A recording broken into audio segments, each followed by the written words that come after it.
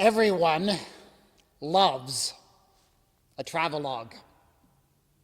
You're familiar, I hope, with this popular form of literature when somebody writes about their experiences while traveling to and from exotic locales. Some popular travelogues that you might have read might include Jack Kerouac's On the Road or Elizabeth Gilbert's Eat, Pray, Love. I think people love to read this kind of book because it allows you to experience danger, discovery, adventure, all from the comfort of your own armchair. Now, did you know, however, that travelogues are not just a modern publishing trend? They have been popular pretty much ever since the beginning of writing. Ancient travelogues, like the histories of Herodotus and the Odyssey of Homer, were incredibly popular in ancient times. And they had many imitators who were on the Athens Times bestseller list. And the fun thing, of course, about ancient travelogues is that they always bring with them certain possibilities of supernatural and divine encounters. Gods and demigods seem to be hiding around every corner. Now, I bring up the whole idea of a travelogue today because scholars actually believe that when Luke wrote parts of the book of Acts, particularly the parts that recount the missionary journeys of Paul, he went out of his way to consciously imitate the travelogue literature of his day. So he used the same vocabulary, the same tropes, the same pacing that you would find in such popular books. And I do not think that the biblical author did this by accident. He wanted his readers to approach his book much in the same way that they would approach a travelogue. He saw it as a metaphor for how he wanted his readers to encounter God and Christ and the Holy Spirit on their journey through this life. And of course, that makes reading this morning from the book of Acts so very fitting, because we have been on a journey this summer, haven't we? And if Luke, the traditional author of the book of Acts, if Luke were to write the story of our summer experiment, I think it would probably go something like this. And lo, we traveled even unto Doon, where we discovered truths about God among the trees. There we set out for Crieff, where a lesson was learned when the preacher failed to properly apply sunscreen. Then we set sail for Hespeler, where people just wouldn't stop passing the peace, and from there on to Duff's, where an unplanned organ and piano concert broke out. Yeah, I think Luke could do justice to our shared summer journey. But of course, today we come to the end of our summer journey, and we do it here at Knox Preston. We have made great friends and great connections, but we are together today for the last time.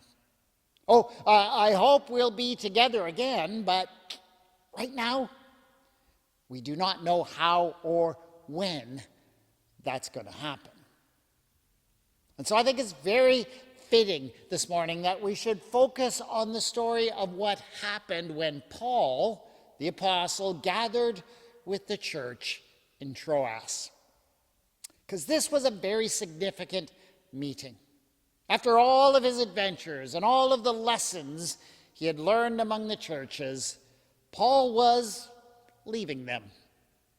He was leaving that part, he was ending his travels, leaving that part of the world to go to Jerusalem. And nobody knew when or if he would return. That does kind of feel like where we are today, doesn't it?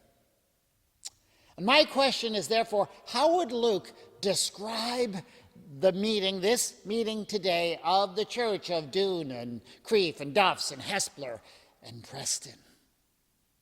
I think it might go something like this. It was the first day of the week when we met to worship and to enjoy fellowship. And the preacher was holding a discussion with us. And since it was the last time we would be together before we would return to our own congregations the next week, well, the preacher continued speaking until noon. It was a hot summer day on a long weekend. They didn't have any air conditioning, and the air was scarcely moving. And a young man named Eutychus, who was sitting by the window, began to sink off into a deep sleep while the preacher droned on and on and on. Overcome by sleep, he fell to the ground 3 floors below, and they picked him up, dead. Is that how it's going to go today? Well, no, no. Maybe unlike the Apostle Paul, I do have a sense of when I have said enough.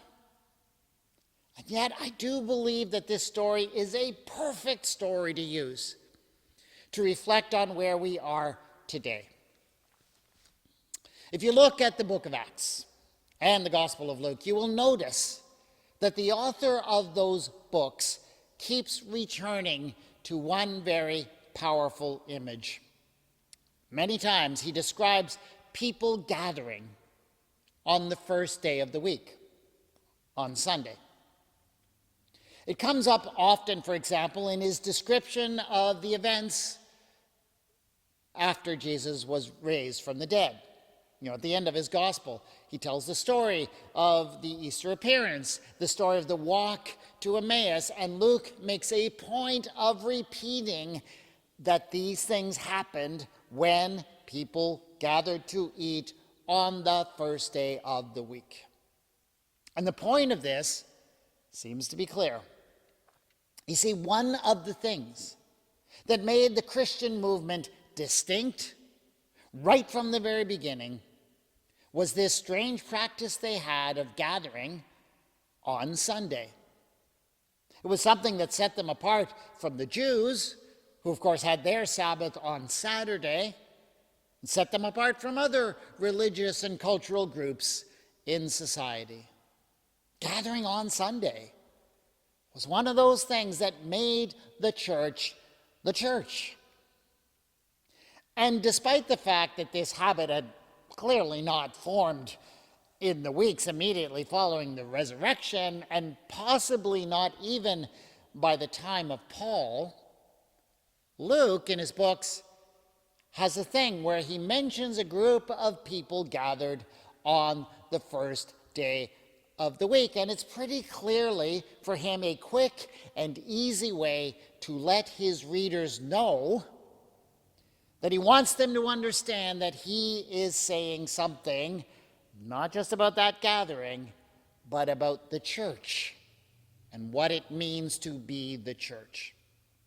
So, when Luke tells us that people in Troas met and broke bread with Paul on the first day of the week, the alarm bells should be going off for us. Warning, warning, this story is here to teach us something about what it means to be the church. So let's look at this story. Let's look at Eutychus and ask what he can teach us about being the church. And the first lesson, the first obvious lesson, seems to be a warning, doesn't it? Seems to be a caution that the church can fall easily into slumber. And that slumbering and sleeping can have some pretty dangerous consequences. One of the loudest complaints I hear from people in churches these days is exactly that. We're tired. We're tired. And I know that feeling is not coming from nowhere. People are feeling that there is more work to do and there are fewer people to do it. And it's not just a feeling, mind you. Studies have shown that that is exactly what has been happening, in fact, in all churches of all denominations and across the theological spectrum. More work is being done by fewer people. Even churches, maybe especially churches that are growing at high rates, do not escape this trend. And so good Christian people today are tired. When people in the churches tell me they are tired, I believe them. But what is our response to this Eutychian problem of the church these days? Often, our response is to yell at the church, "Wake up! Get more coffee, work through your fatigue, because otherwise your church is about to fall off the proverbial third floor window. You're going to die." That's our frantic, fear-filled reaction to that sense of fatigue in the church. Now, does that sound like a compassionate response to you? It's not the response that Luke would like us to make. I know that. I know that because Luke does not end the story with a disastrous death. He does not end his account with Eutychus lying dead on the sidewalk outside of the house. Yes, death is a part of the story, but it is not the end. In fact, the story ends like this. But Paul went down, and bending over Eutychus, took him in his arms and said, "Do not be alarmed, for his life is in him." Then Paul went upstairs, and after he had broken bread and eaten, he continued to converse with them until dawn. Then he left. Meanwhile, they had taken the boy away alive, and were not a little comforted. What does that mean? It means that the church is a place where we experience the power of resurrection. It is a place where we are not a little comforted to know that Jesus has triumphed over death for us, that he is risen, and that because he is risen, we have hope of life and renewal and new beginnings. When the church stops experiencing the power of the resurrection, that is when the church ceases to be the church of Jesus Christ. But the difficult question is, what do we need to go through to get to that experience of resurrection?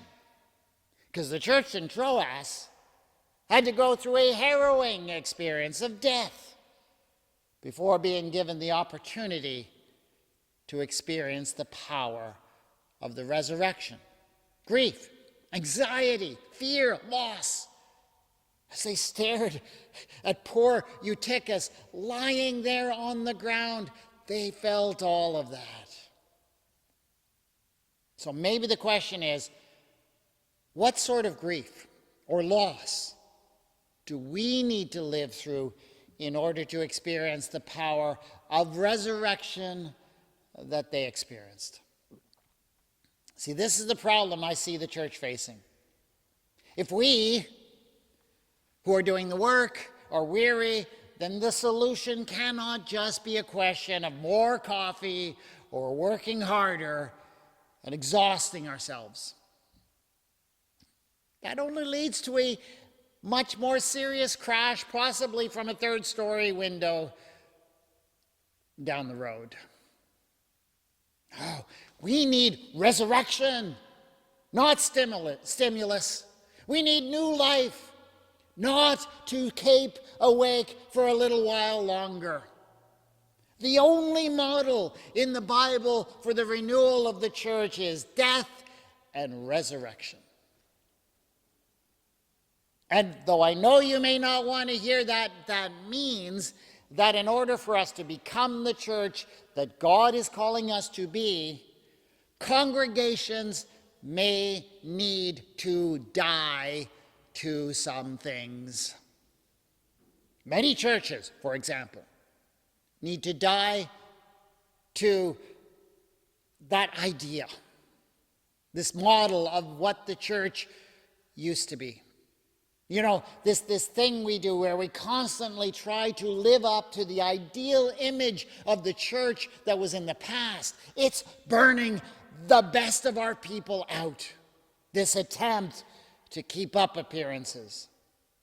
I think we all need to die to that to a certain extent. I suspect that if our summer experiment has taught us anything, it is that it is time for us to die to our notion that our congregations can and should make it on their own.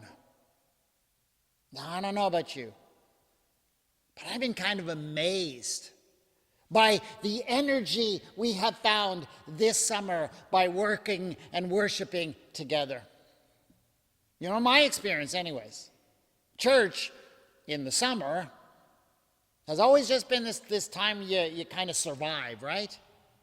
You keep the lights on, you run the operation with a skeleton crew. How much fun has it been not merely to survive this summer as congregations, but to thrive in our worship together.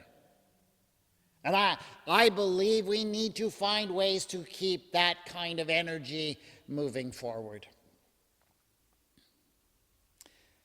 But if I have discovered one thing about the church, it is this: nothing changes until we make some hard decisions to give some things up. That can feel awful. That can feel as if you're falling out of a third-story window and the sidewalk's coming straight up at you. And those feelings are legitimate. But if the story of Eutychus can teach us anything about such moments, is that is not the end of the story. That feeling is not the end of the story. We are churches that believe in resurrection. We are churches that trust in Jesus' ability to raise us up even when we are dead. How many of the times in the past when the church has felt on the edge, beyond the edge of death, and Jesus has raised us up and challenged us to live in new and exciting ways. I feel as if we are in such a moment right now. And if Luke were to write the story of our churches and the challenges we face today, I have no doubt that it would be an exciting story of adventure and imagination. Luke's imagine would be caught up by our journeys this summer, but he would also make a point of teaching us to trust in the power of the resurrection, which is and always has been the only hope of the church. Oh, and there's one more thing I'd like you to take away from this story. Did you ever wonder what that name, Eutychus, means? It means fortunate. So, remember this. If God put us where we are right now, remember that it is because God loves us enough to bless us with good fortune. And I hope that we can get to the place where we aren't falling asleep, but not because we've over-caffeinated ourselves. Rather, it will be, how can I put it? That we Don't want to close our eyes. Don't want to fall asleep 'cause we'd miss all this. And we don't want to miss a thing. Yeah, there's a lot of stuff to do. Eutychus was a righteous dude, and we'll rise again, 'cause we don't want to miss a thing.